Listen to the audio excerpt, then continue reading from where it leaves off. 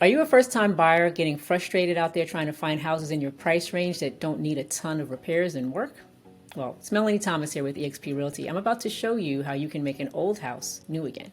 Many first-time homebuyers, because they don't have a large amount of money to put down, will qualify for FHA financing. Well, that's great, but one of the drawbacks to that can be that it limits the types of house that you can buy. If it's a house that needs a ton of repairs or major work or a new roof or something of that nature, FHA is not going to qualify.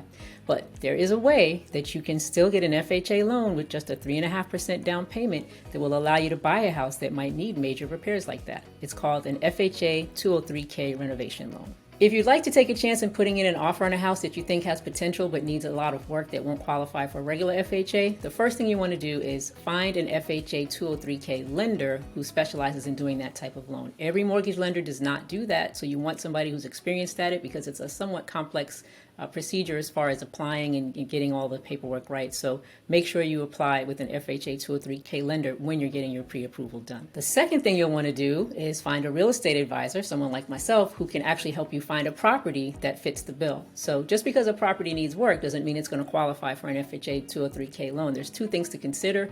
A, the property has to be worth the amount that it's going to be costing you after you pay for the repair. So it's called the after repaired value. It has to be in line with what it's truly worth in its marketplace. So you can't just put $200,000 worth of renovations in a house that's not going to be worth that to the bank. So you find somebody like myself who can get you out there, pick out the right price for the house that's going to leave room for you to build in those repairs into your mortgage. The third thing you'll want to consider if you're going into this type of loan and the renovations are going to be somewhat extensive, like maybe over $30,000, is hiring what's called a HUD consultant. Now that could cost maybe like $800 to $1,000 perhaps extra, but it's well worth it. That is a person who comes in, they're certified with the Department of Housing and Urban Development.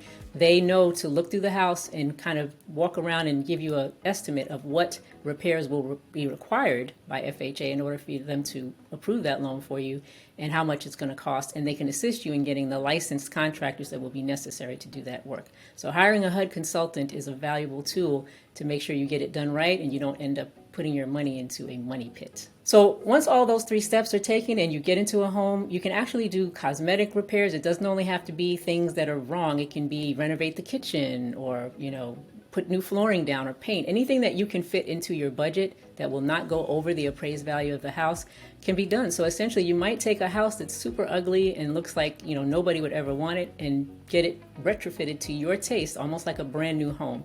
So it's a great thing to consider and it will help you pick through what's left over in the marketplace many times that everyone passes over because it looks like it needs too much work or they know that they wouldn't be able to qualify for a loan. So again, thinking outside the box can be a way for you to get into a property and make it your own, make it brand new, even if it's old.